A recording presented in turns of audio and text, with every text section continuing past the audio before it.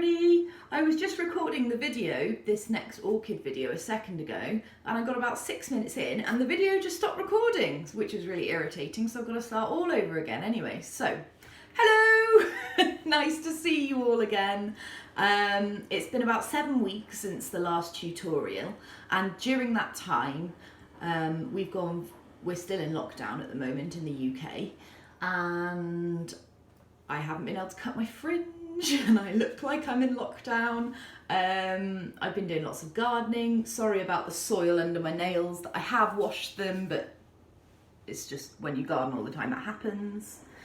And oh, painted my kitchen. It's now white. It was purple, in case you didn't notice that. Yeah, so I'm going to give you a quick whistle-stop tour of what's happened to the orchids that you saw before, and just explain any things you might be thinking, ooh, that's happened to my orchid, I don't know if that's normal or whatever. Hopefully my video won't cut off this time, fingers crossed. Okay, so the big one that was all the big beautiful pink flowers, that's this one here, and it's perfectly normal. I mean, if you water them the way I said, the flowers will last for a long time. I mean, this flowered for, I'd say, a good 6.5 weeks. And then it's perfectly normal. All flowers at some point will drop their flowers. They can't keep them forever. So they've gradually dropped off over the last week or so. And there's one bloom left, you can see. It's perfectly healthy, there's nothing wrong with it, and there are even some more blooms coming up here. Lots of people I know who have orchids would just leave it at this point because there are buds, growing more flowers. However, personally, I feel like it's getting quite long and leggy and so what I probably will do is when this flower falls off, I'll leave this bud here. Oh, you can't really see it, there we go.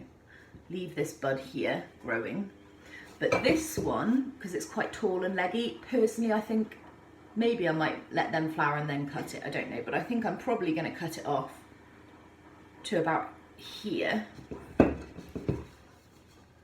So you only do this when the flowers fall off, but I'm going to cut it to about there. And can you see there's like a little nodule here, and there's another one there, and they go all the way up the stem, and you can see them on this bit where the flowers have fallen off as well. So what you want to do when the flowers fall off is you cut the stem just above one of the little nodules. So I'm planning to cut this one here because there's a nodule there, and what will happen is that a new shoot will come, hopefully, from this nodule. Now, if the flowers fall off and you cut the whole stalk off right down to the base, what you'll find is that it will grow a new shoot eventually, but it'll take a lot longer than if it's already got a bit of stem and it can just grow a new bit from it. And that way you get flowers for a lot more of the year. Okay, so that's that one. And this is the one that I accidentally boiled one of the leaves on it with the kettle steam, but I've just cut that leaf off. So it's quite happy. Been watering it how I explained, soaking it once a week. I think it's got a couple more flowers, so I'm happy with that one. This one is the one that I showed you before. It just had one flower that had just opened, and now it's got two. Yay, so pretty. And it's really happy. It's growing a new leaf as well. And this one is its brother or sister. It's from the same plant where it grew a long stalk and then had roots at the top. So I planted them into soil. This one hasn't flowered yet, but it is growing a new leaf, so I know it's quite happy. And also, if you look inside the see-through pot, you can see there are some roots starting to grow through in amongst the bark. So that means it's definitely happy. It's just establishing those roots. And this is my white orchid that I normally have in my living room, which you can see that a lot of these flowers have gone all sort of shriveled, and they're they probably would just fall off. Ooh, she says. Maybe not quite yet, but they're nearly ready to fall off, those. So what I'll do, I expect, is cut it just below this nodule so it can grow back up. You want to cut it though on not on a dry crispy bit, because nothing will grow out of that. So you want to cut it above a nodule where you know it's healthy. And if you're not sure if the stalk is alive or not, you can scratch a tiny bit of the bark with your nail and you'll see if it's green on the inside, and then you'll know if it's alive. So green means alive. So this one also was on the windowsill and in a lot of sunlight, a sunny windowsill, and the leaves started going a bit yellowy. So I was like, oh no. I knew I hadn't overwatered it, which can be another sign. If the leaves go yellow, it can mean you've overwatered it. And I knew I hadn't done that because I was still watering it the same way I always do, soaking it once a week and tipping the water out. So I thought, oh, I'll just move it away from the direct sunlight a little bit, and it could still get light from the window, but it's on a shelf near the window, and the colour is gradually coming back to the leaves. Now, if you had a similar problem and the leaves didn't get better and went all manky and brown and fell off, that's totally fine too, because the new leaves grow from the middle, and as long as it's got some leaves, it'll be fine. It just might look a bit manky for a while, that's all. So that's this guy.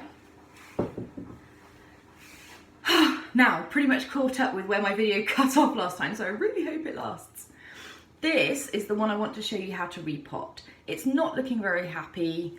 The flowers have all fallen off. These are the flowers that fell off. They're all crispy and shriveled and not very nice.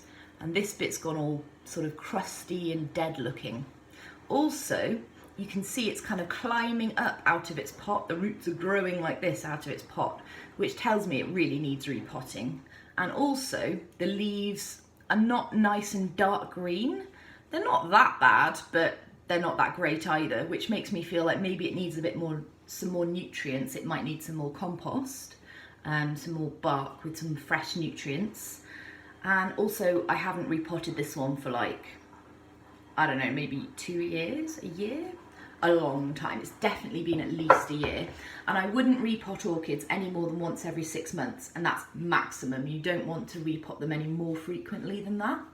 So if it's been like 6 months and it's climbing out of its pot, fair enough. But mainly, it doesn't really matter if they're climbing out of their pot a bit, as long as they look healthy. But this one, I think it's time. So what I'm going to do, I'm going to use these. These are secateurs. They're just sort of little shears that you usually use in the garden for cutting bits off stuff and pruning things and cutting bits off you don't want. So I want to get rid of all this horrible dead bit, and I'm going to choose not this nodule right, I'll move a bit closer. So there is a nodule here. So I could cut off just underneath that, but it's so close to this dead bit, I feel like it might not grow. So what I'm going to do is I'm going to choose the next one down, and I'm going to cut just above that. And I'll just turn it around so you can see. So here's the next one down. So I'm going to cut about here. Sorry about the soily nails. And hopefully then a new shoot will grow from here. Fingers crossed. So I'm going to cut that off now, very carefully. There we go, so that's the bit I'm going to chuck away. And I think, this is where an old stalk grew before, so I might just see if I can cut that a bit shorter because it's just a bit manky looking.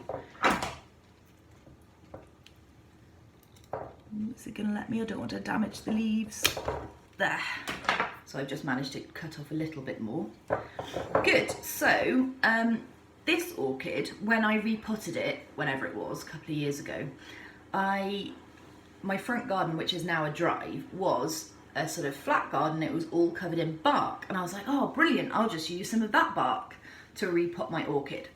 Not a great idea. You need proper orchid bark, because what I've noticed is that, I think because this isn't sterile or because it isn't from a specific plant or something, when I soak it and pour the water out, the water's all sort of brown and gross, and it shouldn't be. If you use orchid bark, it should be fairly clear. And also, very occasionally, a tiny mushroom grows out of the bark, so I think it needs some proper bark. So the first thing I'm going to do is take it out of its big pot and just move that out of the way. And also, if you look, you can see the roots are really quite crammed in there, aren't they? They're all, look at them, they're quite dense, and that's another sign here, look, particularly, they're all on top of each other. That's another sign it probably needs repotting. So I'm going to go ahead and, I think I'm gonna take this stick out. This is just to secure it, but I'll put that back in later.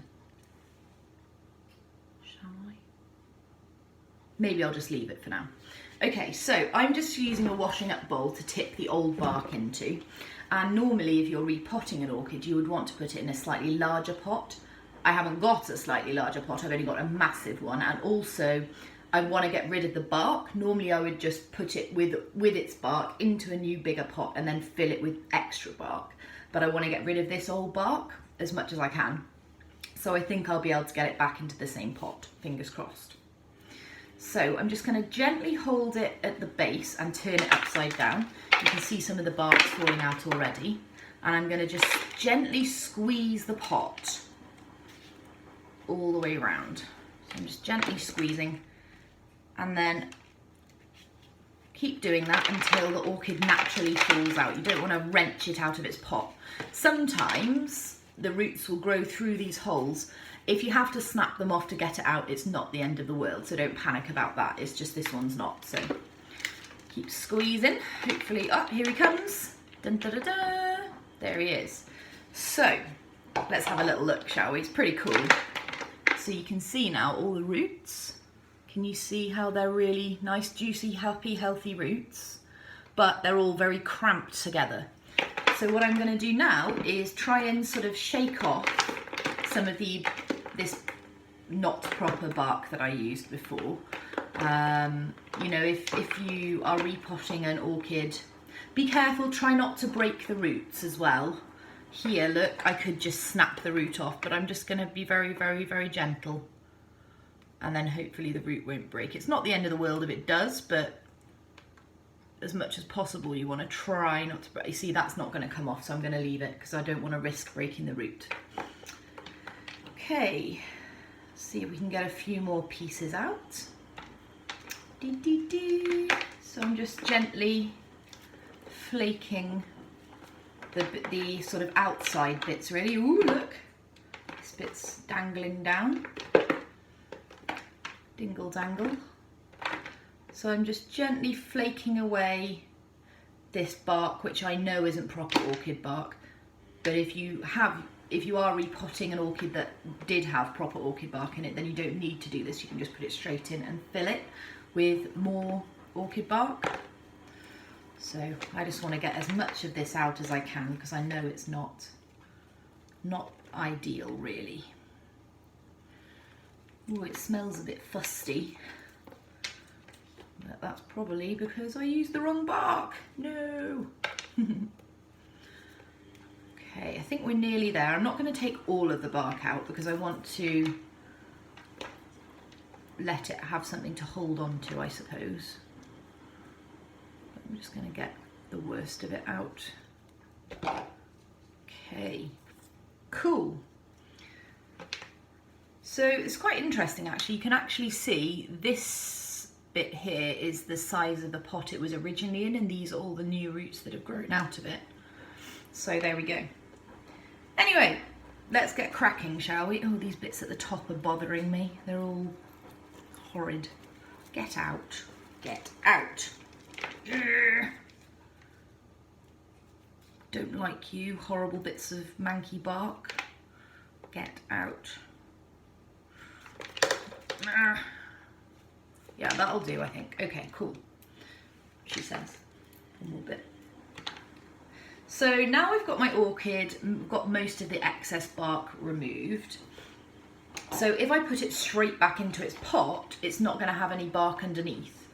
However, because it's quite high up, because of the roots, I don't want to put too much bark in because otherwise it's pointless even repotting it. So I'm just going to set that down for a moment. Now, this is the bark I use. I just order it from Amazon. So this is what it looks like.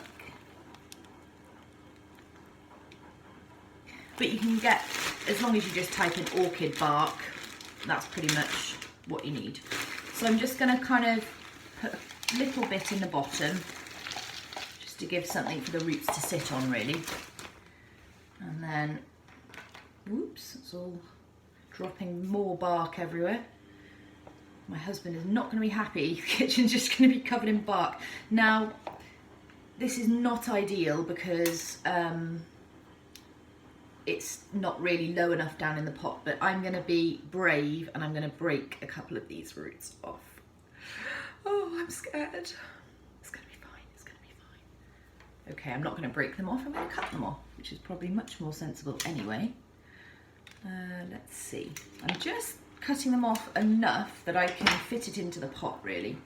You want to leave as much as possible. I wouldn't recommend cutting the roots unless you feel like you have to. Do one little bit more. Oh, I feel like I'm being really brave doing this.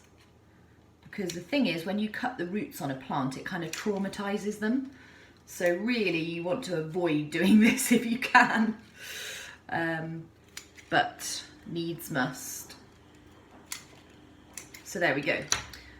What I will do though, because there are fresh cuts on the orchid, I won't soak it right away. I'll leave it for a day or two so that they can kind of form a little skin, a callus over the bit where I've cut it. Otherwise, it might get too much water and it might die. So that's quite important. Cool, let's try again. Try again. Still climbing out of its pot. See, this is why it's better to put it in a